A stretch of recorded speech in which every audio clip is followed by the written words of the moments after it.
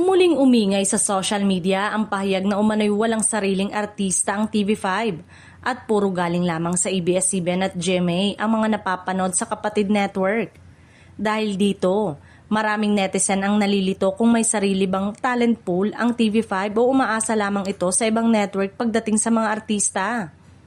Sa katotohanan, bukas umano ang TV5 sa lahat ng artista, mapakapuso, kapamilya o mula sa Viva Artist.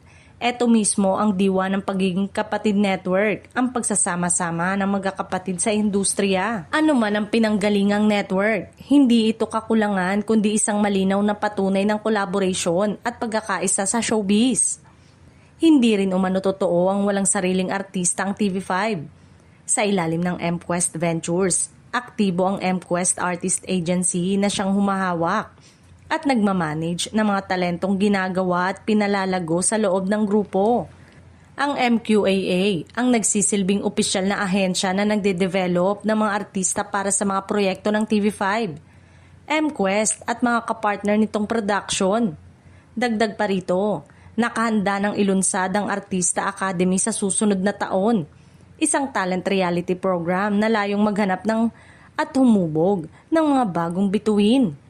Ang magiging grand champion ay magkakaroon ng exclusive management contract mula sa MQuest at Viva, habang ang mga finalist ay inaasang mabibigyan ng kani-kanilang project sa TV5, MQuest at Studio Viva. Sa kabuuan, malinaw na hindi lamang tumatanggap ng artista ang TV5, naguhubog din ito ng sarili nitong mga bituin. Ang bukas na sistema ng network ay hindi senyales ng kawalan ng identity, kundi patunay na ang isang modernong pananaw sa industriya kung saan mas mahalaga ang talento, oportunidad at pagkakaisa kaysa sa tatak ng network.